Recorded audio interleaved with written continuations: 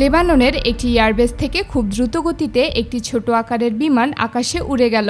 এই বিমানের পাইলটের কাছে এক মুহূর্ত সময় নষ্ট করার সুযোগ নেই, কারণ প্রতিটি সেকেন্ড এখানে অত্যন্ত গুরুত্বপূর্ণ।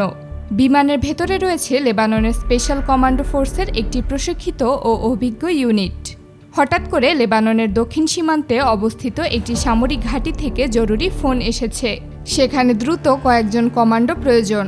কিন্তু বিষয়টা আরও অদ্ভুত, কারণ ওই এলাকাটি লেবানন ও ইসরায়েলের সীমান্ত অঞ্চল, আর বিমানটি সরাসরি সেদিকেই ছুটে যাচ্ছে। ঘটনা শুরু আসলে আরও 2 ঘন্টা আগে। সীমান্ত এলাকা হওয়ায় এখানে সবসময় কঠোর নিরাপত্তা বজায় রাখা হয় এবং প্রতিটি নড়াচড়া নজরে রাখা হয়। লেবাননের রাডার কন্ট্রোল রুমে প্রতিদিনের মতো সবকিছুই স্বাভাবিক ও নিয়মমাফিক চলছিল। ক্যাপ্টেন আলী আসগর তখন রুম থেকে বের হয়ে বাইরে যাচ্ছিলেন, সম্ভবত কিছুক্ষণ বিশ্রাম নেওয়ার জন্য। হঠাৎ তিনি আকাশে খুব দ্রুত গতিতে একটি বিমান ছুটে যেতে দেখেন, কিন্তু আশ্চর্যের বিষয়, সেই বিমানের কোনো শব্দ তিনি শুনতে পারেননি। সঙ্গে সঙ্গে তিনি আবার রাডার কন্ট্রোল রুমে ফিরে যান এবং দ্রুত রাডার চালু করেন, কিন্তু রাডার স্ক্রিনে কোনো কিছুর অস্তিত্বই দেখা যাচ্ছিল না, যেন আকাশে কিছুই নেই।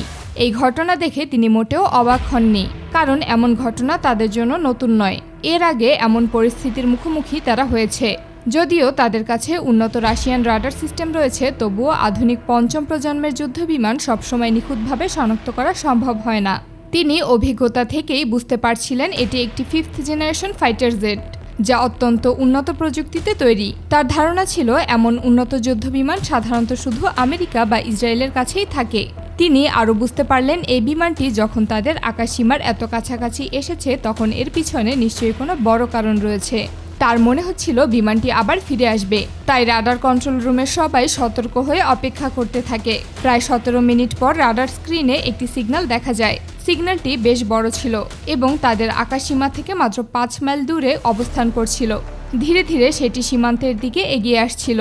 সাধারণত কোনো যুদ্ধবিমান এত বড় সিগন্যাল তৈরি করে না, কারণ যুদ্ধবিমানকে এমনভাবে তৈরি করা হয় যেন রাডার থেকে লুকিয়ে থাকতে পারে। কিন্তু রাডারের এত বড় সিগন্যাল দেখে সবাই বেশ অবাক হয়েছে। তাই ক্যাপ্টেন আলী আসগর কোনো ঝুঁকি না নিয়ে সঙ্গে সঙ্গে এয়ার ডিফেন্স সিস্টেম চালু করার নির্দেশ দেন।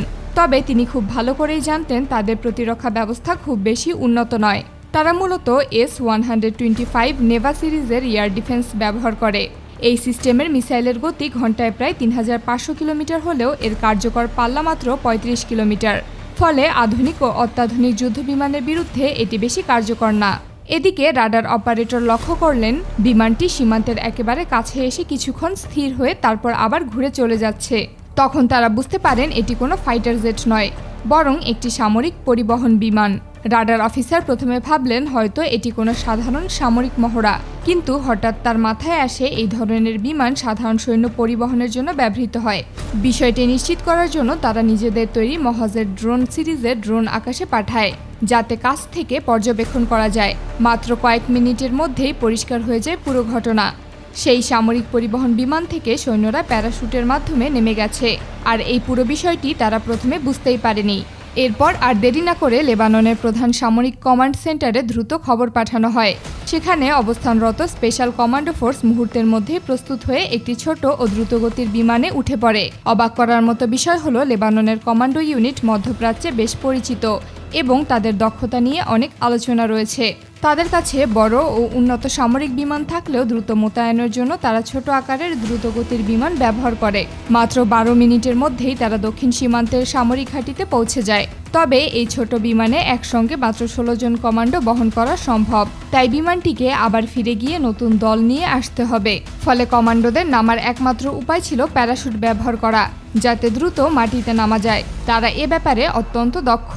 মাত্র 1 মিনিটের মধ্যেই পুরো দল সফলভাবে নেমে যায় এবং বিমানটি দ্রুত আবার নতুন সৈন্য আনতে ফিরে যায়।